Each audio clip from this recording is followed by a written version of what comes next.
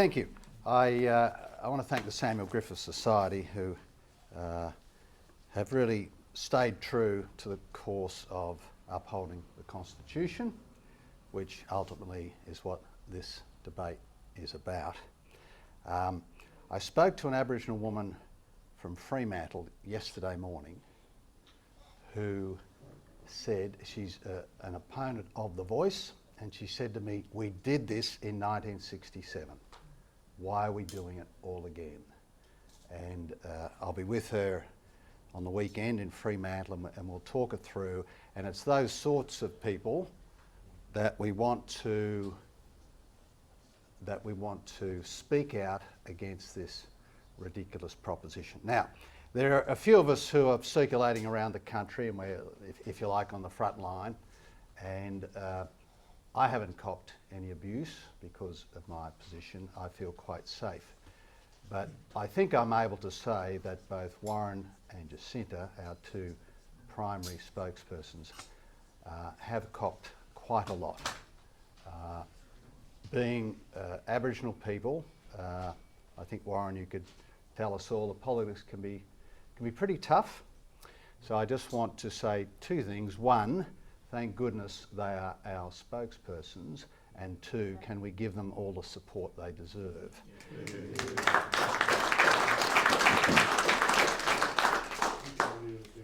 Now, the paper I want to present this morning is, if you like, our first draft of the 2,000-word document that should be circulated to all Australian households later in the year. The paper, I guess, will be drafted by members of Parliament who constitute the No Case Committee, but with respect we might offer them this as a starting point. So, Australians are being told by the Albanese government to vote in a referendum to recognise in the Constitution Aboriginal and Torres Strait Islander peoples as the first peoples of Australia. This is misleading. The referendum is a lot more than that. The government wants to establish a permanent voice for Aboriginal and Torres Strait Islander peoples. This voice would be a huge change to the way Australia is governed.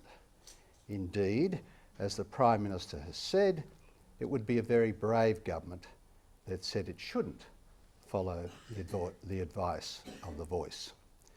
The proposed constitutional amendment would destroy reconciliation.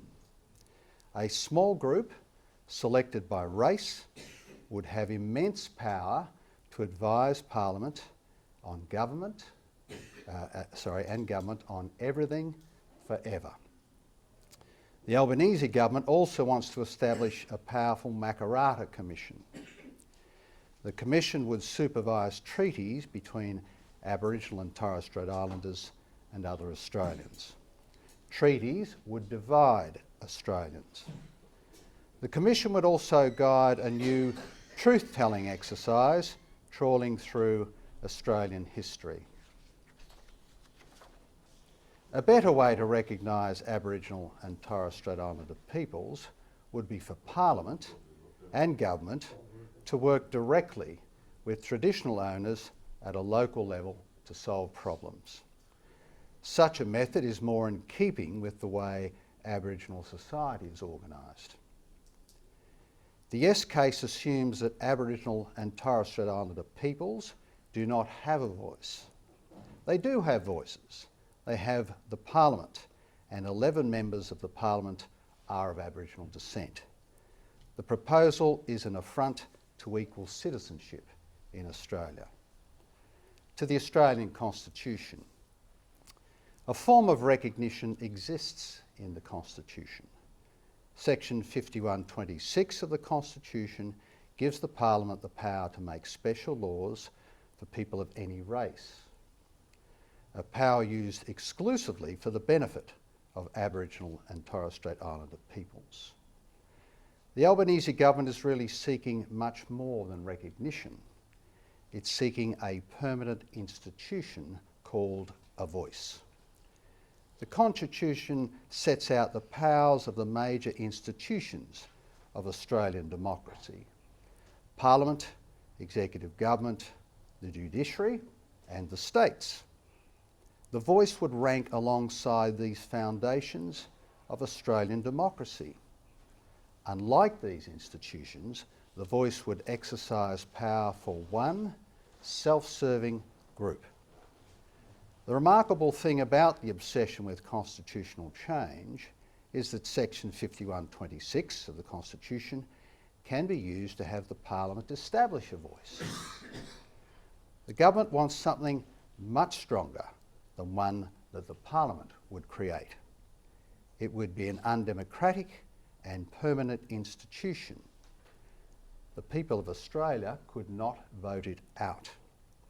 Only Aboriginal and Torres Strait Islander peoples would select the voice. All other Australians would be excluded.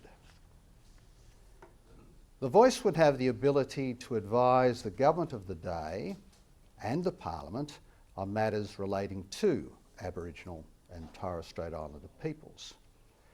Because the descendants of the original inhabitants of Australia live in the modern world, they are affected by everything that affects all Australians, from taxation to welfare, from defence to disability and superannuation. No other Australians have a right to a group voice in the Constitution. To Uluru. The Uluru Statement from the Heart is another part of the referendum. The Prime Minister has repeatedly stated his intention to commit to the Uluru Statement from the Heart in full. The Uluru Statement was also attached to the explanatory memorandum and the Minister's second reading speech for the referendum bill. The intentions of the Albanese government are crystal clear. The elements of the Uluru Statement are the voice and the Makarrata Commission, which would guide treaty and truth-telling processes. Australians should understand that a vote for the voice is a vote for voice, treaty and truth. To the voice. The Prime Minister makes frequent reference to the Calma-Langton report as the voice model likely to be implemented following a referendum. Calma-Langton devised a scheme to have 24 national members selected by 35 Aboriginal groups formed at a regional level, assembling in Canberra on a permanent basis. The voice model preferred by the Prime Minister refers not only to the process of giving advice, which already exists throughout the Commonwealth Government and Parliament, but also aims to bind the Government and the Parliament to consultation standards across all Commonwealth public policy. Such standards will tie government decision-making in knots. While the voice may not have a veto over legislation or government policy, it would have a platform on which to trade its ability to delay and grandstand for votes in the Parliament. Politicians would trade with the voice members to do their bidding. The voice would have a permanent platform to lobby government on matters affecting all Australians. There is no evidence that the proposed constitutional amendment would close the gap between the minority of Aboriginal people who need help and other Australians. Take, for example, two enduring issues in Aboriginal communities: banning alcohol and the Basics Card. Aboriginal people are divided on both issues, for and against banning alcohol and for and against the Basics Card. More voices saying the same contradictory things does not solve problems. Votes in Parliament would be traded by persuading voice members to support members of Parliament to vote up or vote down a proposition in return for programs or other legislative changes favourable to the voice. That is how politics works. The ability to advise on matters relating to Aboriginal and Torres Strait Islander peoples would require a massive bureaucracy to support the voice. When the voice did not get its way, it would complain to the courts that it had not been properly consulted. It may take years to settle in court the meaning of consultation standards as proposed by Calma Langton. To the treaty. In addition to the voice, the Uluru Statement demands a treaty. Are Aboriginal people really that different to all Australians that we need a treaty to talk to each other? Do people who are neighbours and workmates, people who are married to each other, need a treaty to get on? The identity of an Aboriginal person is porous. There are members of the same family that may or may not identify. Most Aboriginal people are Aboriginal only by genealogical descent and not by tradition or custom. All customs operate alongside the social contract that binds all Australian citizens. Perhaps the worst part of a treaty between Australia and the descendants of those who occupied Australia prior to 1788 is its retrospective nature. The New Zealand Treaty of Waitangi, for example, between the British and the Maori, was made in 1840. Is it possible or wise to turn back the clock? New Zealand is stuck with a bad arrangement. Never-ending conversations between a dependent people, pretending not to be dependent, and the nation that pays the bills. Australians would continue to pay a minority for an original sin of settlement. A treaty would focus on people through one fragment of their humanity, identity. People of Aboriginal descent would be assumed to think alike, and that their needs and aspirations can and must be addressed as a group. Our common humanity and our individuality would be disregarded. People at Cherbourg, west of Brisbane, for example, were forced together from many parts of Western Queensland generations ago. An estimated 28 tribal groups were present in 1935. They intermarried after moving to Cherbourg. Why would any government start a process with the potential to cause people at Cherbourg and many other communities across Australia to be broken into their old tribes? National unity around the equality of each citizen would be destroyed. Look how our language has changed, from Aborigine to Aboriginal to Indigenous to First Peoples to First Nations. Each step in this linguistic journey takes Australia further away from humanity and further into groupthink. First Peoples suggests a consciousness as a group and assumes an identifiable collective. This consciousness may be apparent in remote Aboriginal communities, but in suburban and regional cities where most Aboriginal people live, it makes little sense.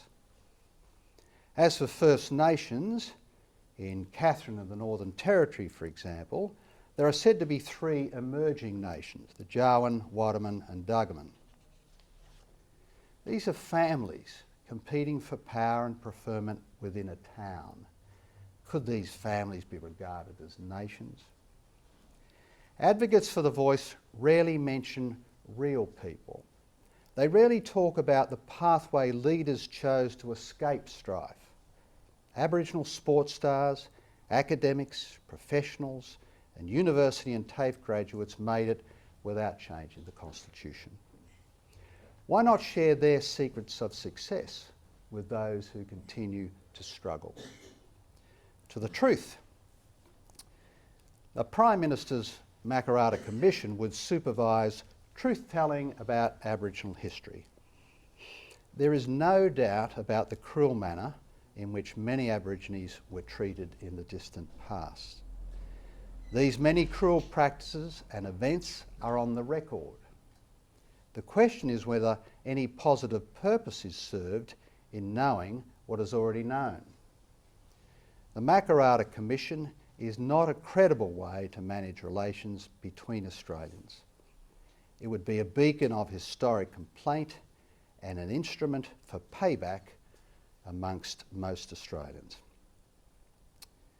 Aboriginal Australians have had many opportunities to tell their truth. to be heard. On each occasion, governments have responded generously, not always as claimants would want, but in ways that reflected what was acceptable to the electorates that elected them. Between 1991 and 2000, 3 major inquiries provided opportunities for truth-telling. These were the Royal Commission into Aboriginal Deaths in Custody in 1991, the National Inquiry into the Separation of Aboriginal and Torres Strait Islander children from their families in 1997, and the Hindmarsh Island Royal Commission of 1997. The inquiries were extensive, the recommendations wide-ranging and mostly implemented. Following these inquiries came 5 inquiries into Aboriginal child sexual abuse. In 1999, Aboriginal academic Bonnie Robinson led an inquiry into child sexual abuse in Queensland. The Aboriginal and Torres Strait Islander Women's Task Force on Violence consisted of 50 Aboriginal women. Aborigines had a voice. They told their truth. In 2002, Magistrate Sue Gordon led an inquiry into response by government agencies to complaints of family violence and child abuse in Aboriginal communities in Western Australia. The inquiry visited 44 communities and invited 400 Aboriginal organisations and communities to participate. Aborigines had a voice. They told their truth. In 2006, Aboriginal woman Marcia Ella Duncan led the Aboriginal Child Sexual Assault Task Force in New South Wales to examine the incidence of child sexual assault in Aboriginal communities. The task force visited 29 communities throughout New South Wales and 300 people were consulted. Aborigines had a voice. They told their truth. In 2007, Rex Wild and Aboriginal woman Pat Anderson led the Board of Inquiry into the protection of Aboriginal children from sexual abuse in the Northern Territory. The inquiry held more than 260 meetings with interested parties. Aborigines had a voice. They told their truth. In 2008, Ted Mulligan led the South Australian Children in State Care and Children on the APY Lands Commission of Inquiry. The inquiry visited 8 communities on the APY lands and held 147 meetings. Aborigines had a voice. They told their truth. The 2017 Royal Commission into Institutional Responses to Child Sexual Abuse contained a special sub-report about Aboriginal and Torres Strait Islander children. It heard about the experiences of 985 Aboriginal and Torres Strait Islander survivors. Aborigines had a voice. They told their truth. Each and every one of these reports has made numerous recommendations to governments, and governments have responded fulsomely. Any recommendations not supported were often irrelevant to the lives of Aboriginal people or beyond the gift of government. The actual living conditions of people in trouble are rarely mentioned by the Yes campaign. Most Aborigines are doing about as well as other Australians. Only some Aborigines have been unable to adapt to their circumstances. Much has been done. Aborigines have a voice and are heard. None of this will change lives if the mindset of policymakers, people who support the radical change to Australian politics, never changes. Changing the Australian Constitution is not the answer. No thanks. The voice is not the answer. Thank you.